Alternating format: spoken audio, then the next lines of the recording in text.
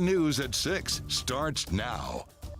Hi everyone, it's great to have you with us for this digital webcast. Tonight, one person is dead and another is hurt after two shootings around a small apartment complex. Police are now hoping the man who was hurt can help them solve the case. It happened near Tierwester and McGregor last night. KHOU Winfrey explains why police believe the shootings are connected. Houston police are working to solve a case that left one man, estimated to be between 18 to 25 years old, dead in the back of these apartments in the 400 block of Tierwester. He had a mask on and had a pistol on him. Hours later, police tape still marks the spot, but this crime scene is the second one of the night. Police were initially called to McGregor Way just before 8:30 Friday night. They did find another male that was shot through the arm and the torso, which he's at a local hospital right now in critical condition. So they're trying to figure out exactly how the two are related. Speaking to witnesses, police say they were directed to these apartments. That's when officers went over to that location and found the individual that is deceased.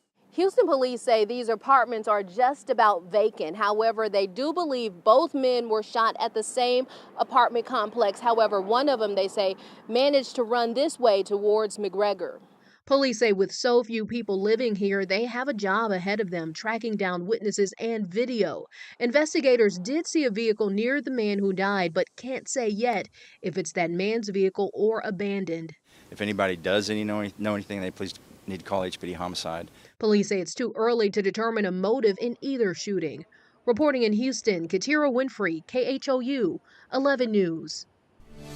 Tonight we're learning two Chicago teens visiting Houston are now behind bars after police say they went around stealing packages with iPhone 16s inside them. According to investigators, the pair stole from AT&T customers around the Deer Park area and possibly other parts of town. Here's what we know. Last night, Deer Park police responded to complaints about package thefts in a neighborhood. After reviewing Ring security footage, officers were able to identify the two possible suspects and their getaway car.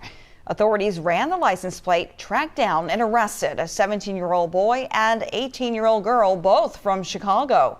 Police say they flew in on Friday and drove around neighborhoods in Katy, Fort Bend County, LaPorte, and Deer Park. Both face felony theft charges. If you believe you've been a victim of one of these thefts, contact your local police department. Right now, an investigation is underway after Lamarck police say a woman was kidnapped at gunpoint in a Sam's parking lot. It happened yesterday around 2 p.m. at a Sam's Club store along the Gulf Freeway. Authorities tell us a man forced the woman into her car at gunpoint, then told her to drive to her home in League City. Now, once they got to the house, the woman was able to escape and call police. Moments later, League City officers were able to track down the suspected kidnapper in a nearby apartment complex and arrest him. Investigators are now looking into the abduction and burglary related to the incident. All new overnight, police say a man is recovering in the hospital after being shot outside of his apartment in Nassau Bay. It happened at around 1:30 this morning at an apartment complex on San Sebastian Court, east of the Gulf Freeway. We're told a man approached the victim and told him to get on the ground. Shortly after, shots were fired. The victim spoke with officers before he was taken to the hospital. Police are still looking for that suspect. If you have any information, call Nassau Bay Police. In Southwest Houston, a man is dead after Houston police say he was shot inside his apartment. We're told two persons of interest were detained at that scene. Officers believe one of them was staying with the victim for the past few days. Right now, investigators are still working to learn more about what led to the shooting. All right, let's jump outside now and talk weather, taking a live look over Galveston on a warm and muggy day. Surprise, surprise. Meteorologist Pat Kavlin is joining us now. Yeah, it's supposed to be fall now, Pat. What's the rest of the weekend looking like? Yeah, not going to be feeling like fall anytime soon, Cheryl. Live look here as we check out the shot from the St. Thomas High School camera in Rice Military, looking out towards River Oaks. Numbers made it to 96 again today. Normal high this time of year, now finally below 90 degrees. We won't get below 90 degrees for a few more days, but it does happen later on this week. Sunset coming up tonight at 7:18. Numbers right now across the board. Not 0 in Katy. I think the sensor's acting up there. 93 though for Jersey Village, 92 Tomball and Spring, same at NRG, 91 at Hobby, 87 in Galveston, 91 for Huntsville, 93 College Station and Brenham. So upper 80s, low 90s across the board. As we get you into the day tomorrow, still sunny, still hot, couple clouds out there. That's pretty much the name of the game. 94 will do it for the high in Katy, 95 in the city, 88 Galveston, 95 to 94 degrees from Conroe through Brenham, Huntsville, Livingston. So a lot of us make it back into the mid-90s again for tomorrow. Quiet across a good part of the state, though. We do notice some bigger thunderstorms developing across West Texas.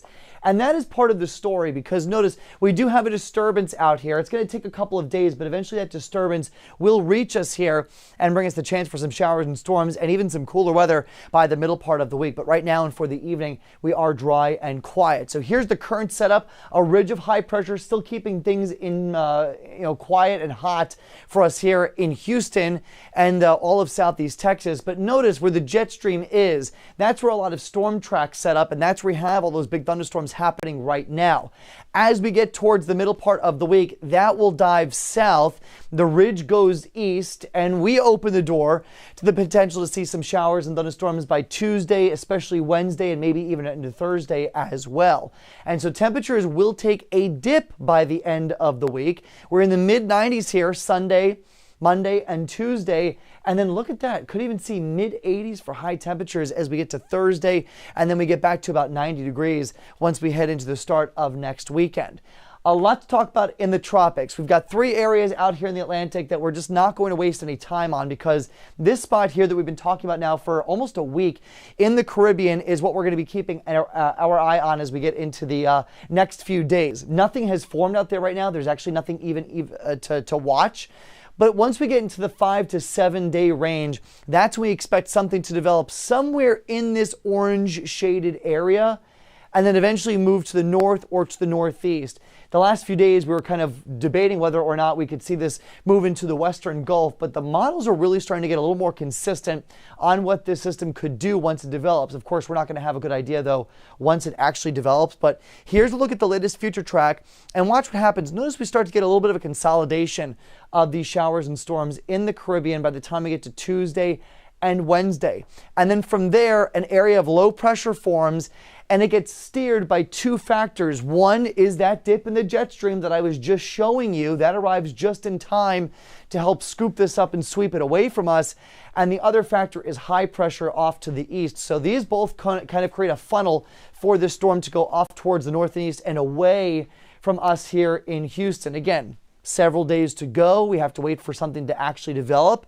But it does look like it's going to be something that develops in the Caribbean that'll end up in the Gulf of Mexico as we get into this coming week. And the steering currents look weak right now, but I do think that kick from the jet stream will be enough to keep it away from us. So there's your 7-day forecast. Tomorrow is the first day of fall, not Monday.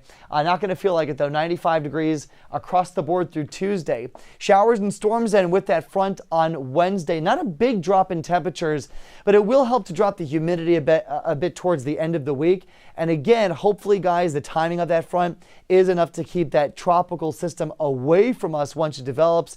We finally get some sunshine and some cooler weather, though, by the end of the upcoming week. Looking forward to that. Thank you so much, Pat. With just 45 days to go before the election, former President Donald Trump is campaigning in North Carolina. The state's lieutenant governor is under fire there after controversial comments were made online. Meanwhile, the Harris campaign is courting Latino voters. CBS's Christian Benavidez reports from West Palm Beach, Florida.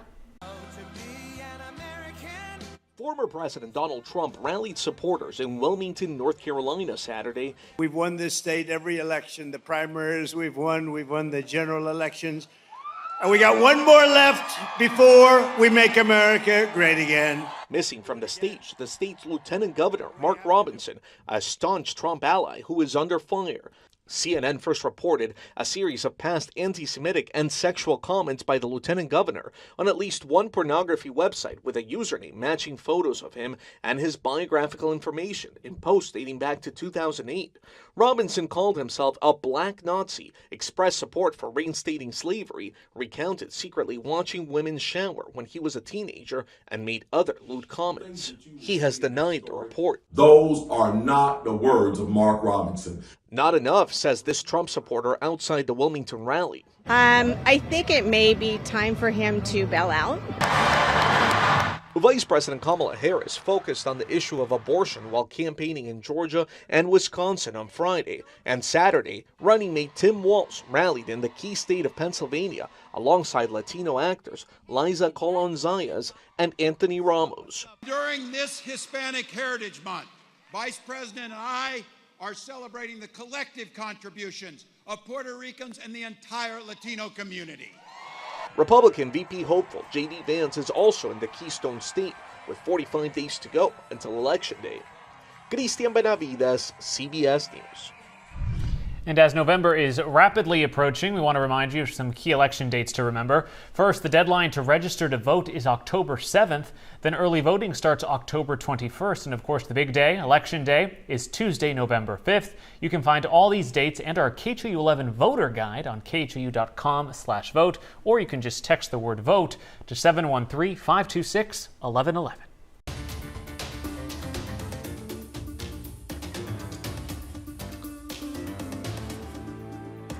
Taking a look at some of the other top stories we're following for you this evening. In California, a firefighter is behind bars accused of setting 5 wildfires over the past 6 weeks. Authorities took 38-year-old Robert Hernandez into custody on Friday morning. He is suspected of starting 5 separate fires in Sonoma County while he was off duty. Thankfully, the fires were put out quickly, so the damage was minimal. Hernandez is charged with suspicion of arson to forest land. He's expected to be arraigned sometime next week. And protecting yourself against the flu is about to get a lot easier. This week, the FDA approved Flu Mist nasal spray, the first ever self-administered influenza vaccine. Officials say the needle-free option should be available to take at home by next year's virus season, but will require a prescription from a doctor's office. The FDA also recommends that caregivers administer the spray to kids between 2 and 17 years old. And hey, some good news here. Expect to see some sweet changes at your local movie theater over the next 3 years. Several companies, including AMC, Regal, and Cinemark, announced a more than $2 billion investment in upgrades. According to sources, some of the renovations include new projection technology, better sound systems, and updated food and beverage options. Some theaters could also see new arcades and bowling alleys. Yes, indeed. Sign me up for some skee ball. It sounds pretty good. I'm excited about the food and beverage upgrades because it can get a little stale at the movie theater. I think you know you're they're hungry. Gonna be expensive. Yeah, though. well, You know it's going to be More expensive. than the ticket, that's for sure. Yeah, We'll be paying on that investment. A lot more than popcorn, too. Yeah. Just put it in my wife's purse. That's all I'm saying. That's our time On for that now. note, and But we've thank got you covered goodness for anytime. that. Remember, on KHOU.com. We'll have much more coming up for you tonight at 10 on TV. See you then.